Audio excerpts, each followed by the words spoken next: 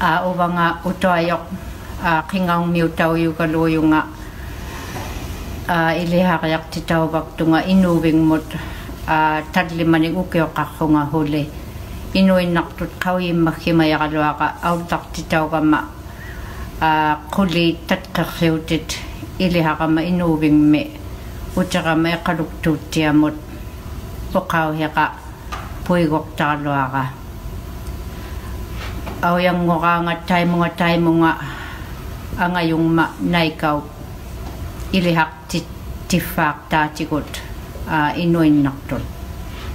Hi, my name is Marco Naklak from Cambridge Bay. I'm originally from Bathurst Inlet and went to school, residential school in Inuvik from kindergarten to grade 12. My first language was Inuit Naktut, but after 10 months of being in residential school in Inuvik, when we got home, I couldn't understand my parents anymore. And it took my older sister Jessie Naikok every summer thereafter to reteach us. Taima.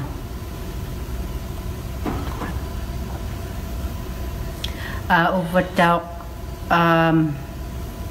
puigo kaloakap ko tam na Inuit Naktut ukafala ka matay ko afala ka matitira afala ka malo taima panimnod inungut tamnudlo ilihak tingita kalwa ka kihihani inunguta ka yung niningmat taima Inuit Naktut ukakawigin na yukta ka ilihak titumablugo kanukatok ukawhekon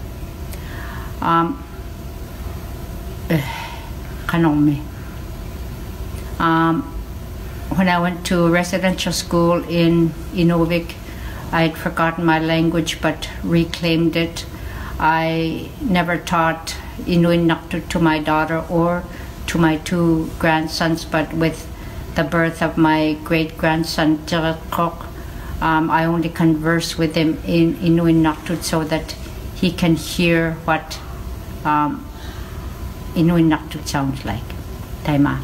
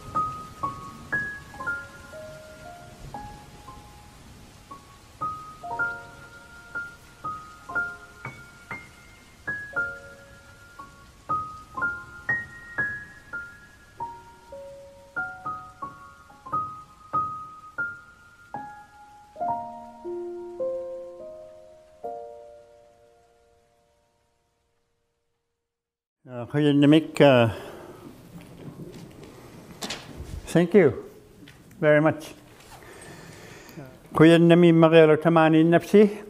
I want to start off with this statement. When I was forcibly taken by the Roman Catholic priest, when I was forcibly kidnapped in broad daylight by a Roman Catholic priest right in front of my parents in August of 1958. The boat was coming up from the direction of Nunavut, Repulse Bay. And as usual, because we were going to be receiving visitors at that point, my mother started to making tea by boiling heather outside, which is the traditional way of boiling hot water, boiling meat and fish and things like that. So when the boat beached, there was about 4 or 5 men. And then Roman Catholic priest, he came off first, and he said in Inuktitut to my father,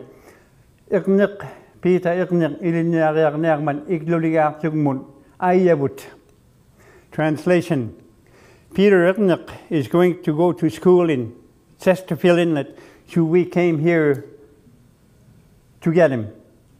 And then he hosted me into the boat, and I was on my way to Nunavut, Repulse Bay, leaving my parents for the first time.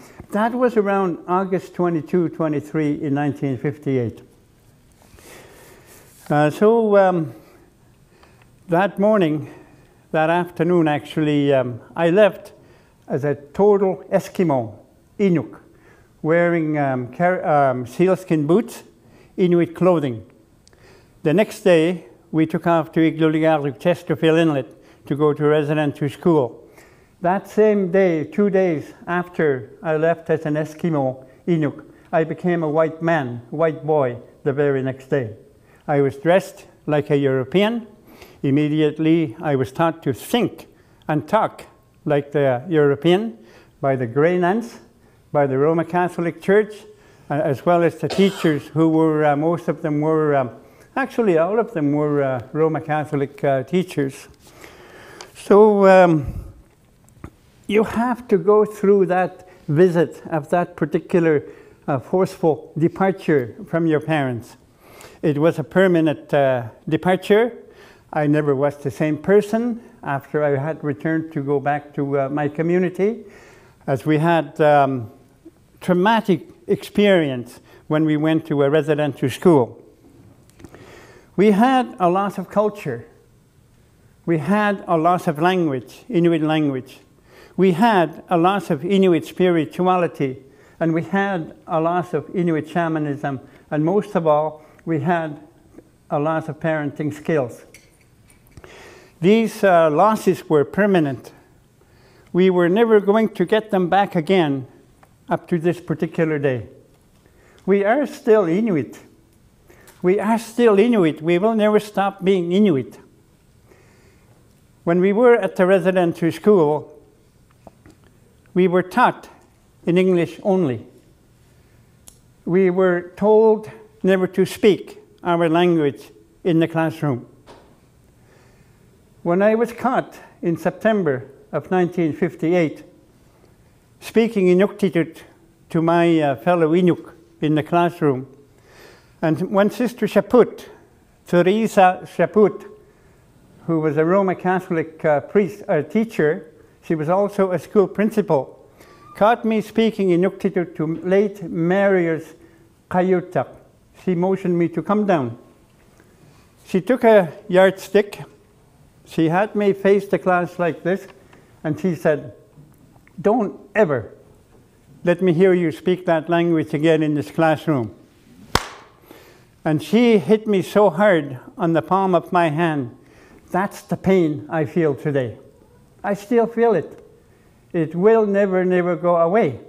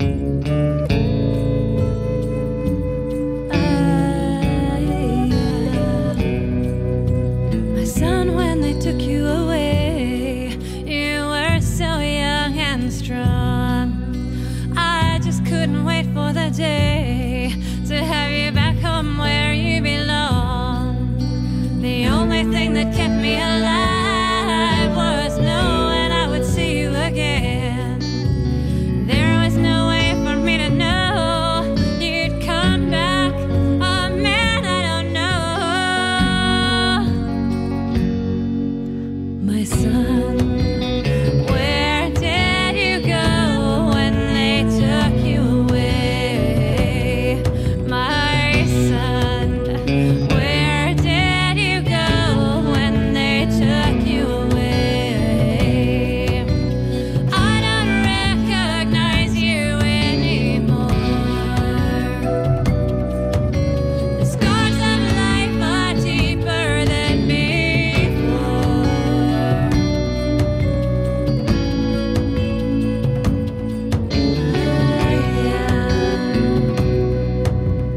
Mother, when I went away, I looked back to my home.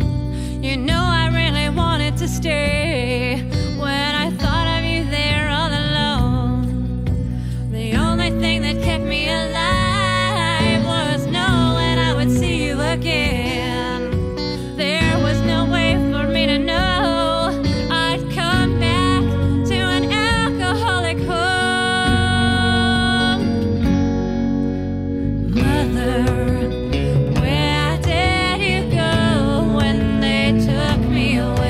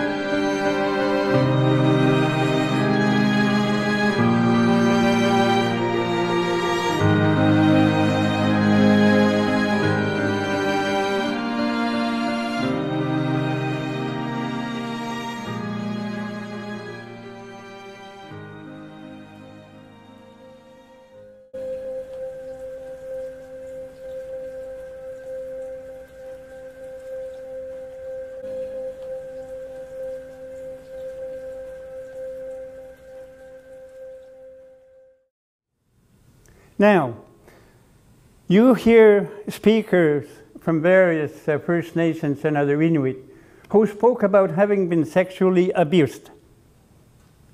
We are all survivors of sexual abuse by the Grey Nuns, the men of the white cloth, the brothers and the priests at the residential school. We are all survivors of sexual abuse. When they sexually abused you, they told you, never tell anybody. If you tell somebody, you are going to be in trouble. The thing was, who do you tell? As an 11-year-old boy, who do you tell? Your childhood was taken away by a Grey Nun in my case. Her name was Sister Gerard. Maybe she's in the files here at the St. Paul University. Brother Perrin, maybe he's here. I know he's here in the files at the St. Paul University because I've seen them. So who do you tell? If you tell somebody, who is going to believe you?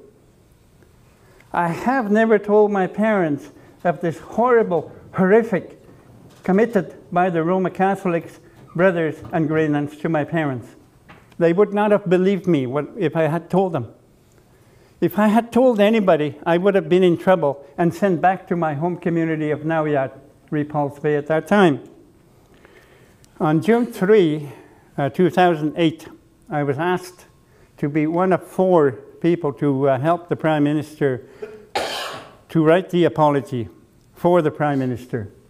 So there were 2 First Nation people, one Métis and myself, who was helping the Prime Minister to make an apology. We wrote the apology for him. We worded things like, we were forcibly taken away from our parents. We were severely punished. That was my own line. And the reason why I said that, maybe it was okay to hit people at the Roman Catholic Church institution or any classroom in Canada in 1958 or 1959. Maybe it was okay to do that at that time. There was a teacher named George Demel.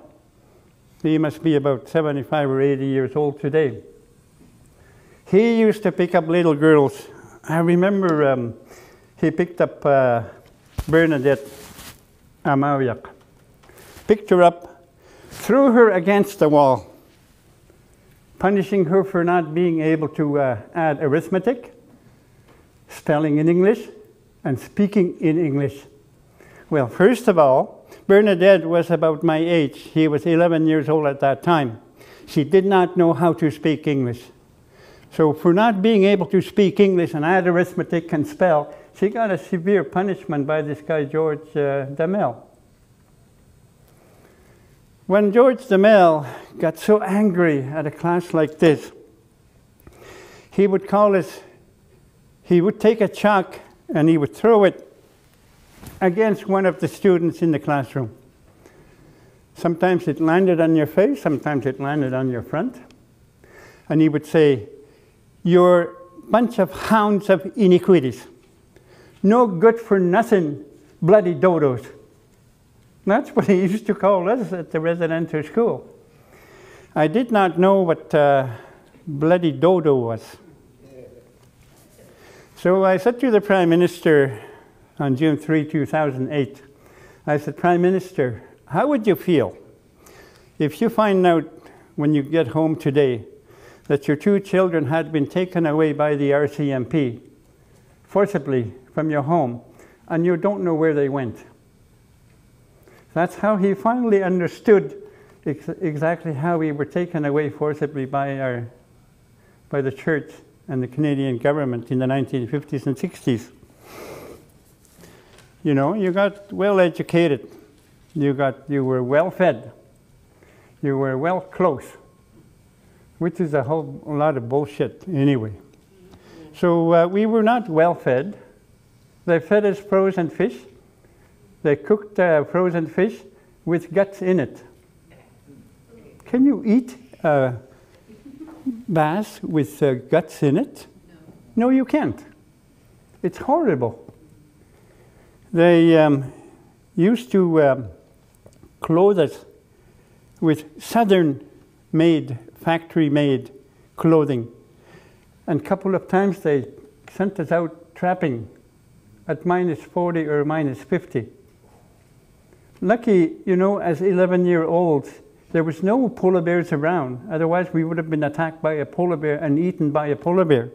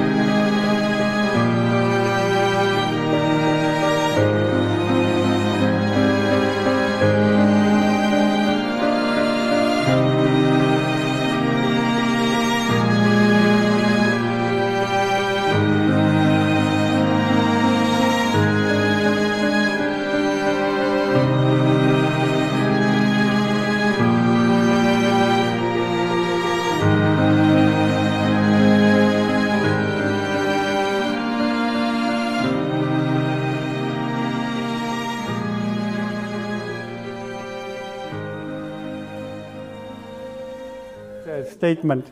Inuit never forget. Inuit never forget. And the reason why we never forget is because we have what we call Inuit Kauyi Maya Tokhangit, Inuit traditional knowledge. We never had a writing system.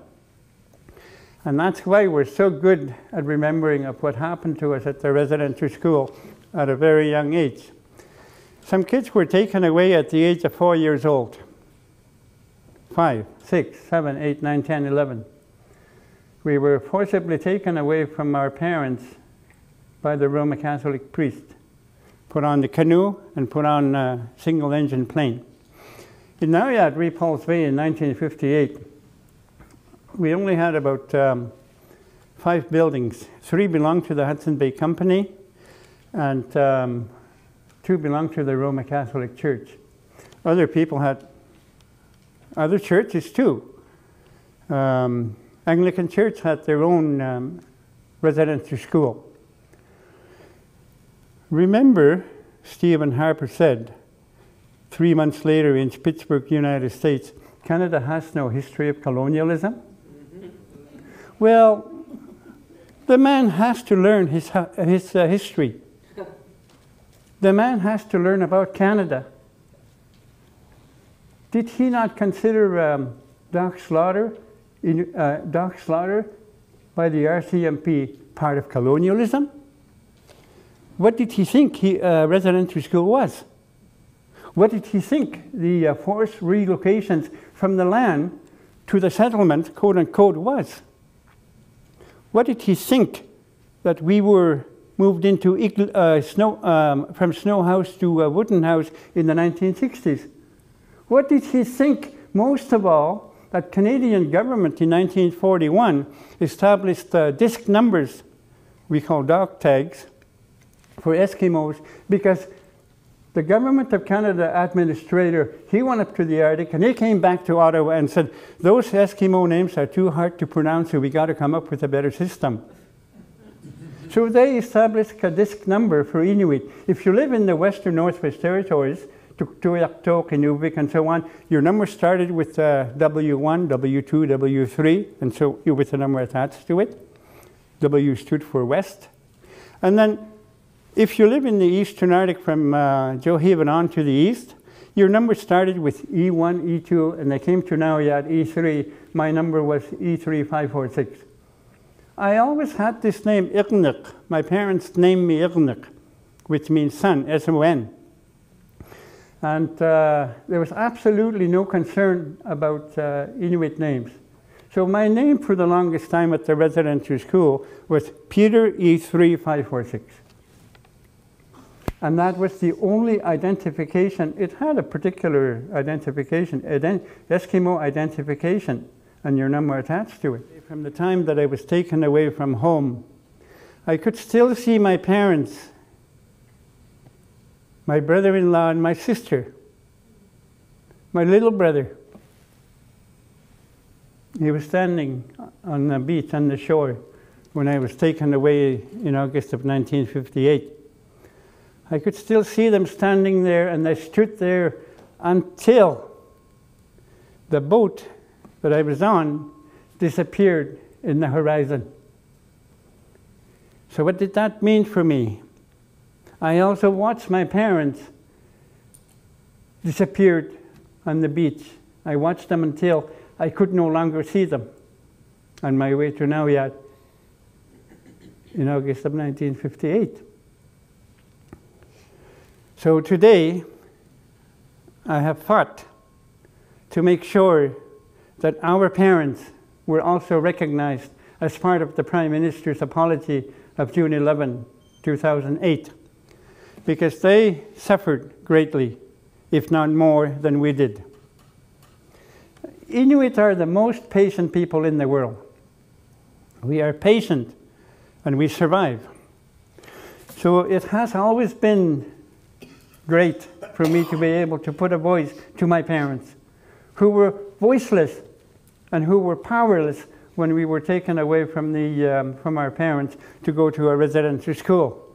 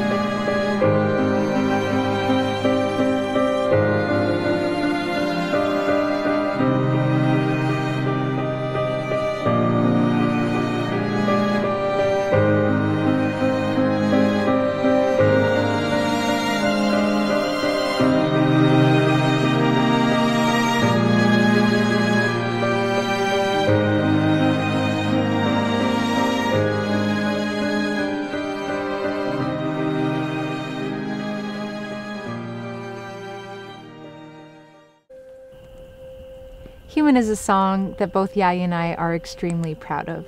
In 2019, we were asked to write UNESCO's official song to celebrate the International Year of Indigenous Languages.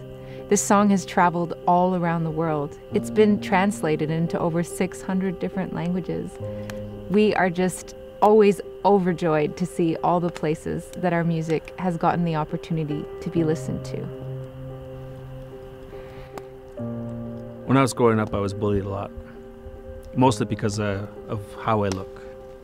I would come home crying, and my mother would say that you're human. Doesn't matter what you look like. One of the things that she taught me was, when I say inuvunga, I'm saying I'm human. When I say inuvunga, I am saying I am people. But the most important one is when I say inuvunga, I am saying I am alive. Those three words mean the same thing in Inuktitut. I am human.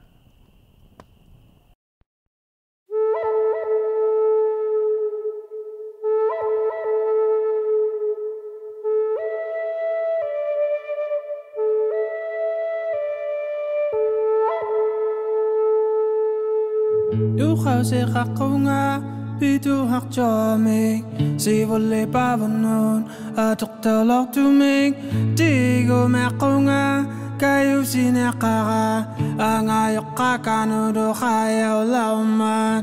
I have a language that was born with time, passed on through generations, one of a kind. Keep it close to me, close to my heart, share for all to hear. I will do my part. Upigo so bunga. I am proud, je suis fier. Ino ya ma. Of who I am human. I am people. I am human. I am people. Upigo.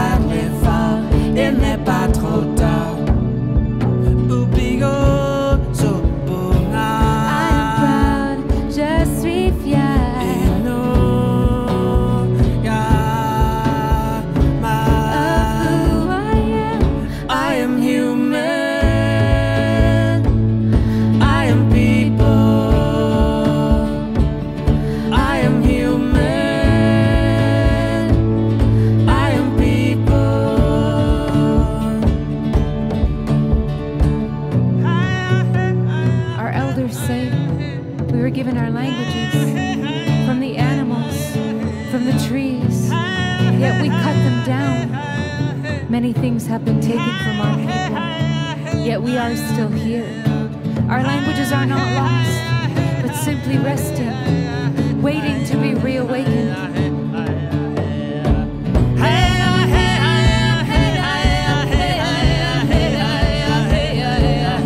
We are human. We are people.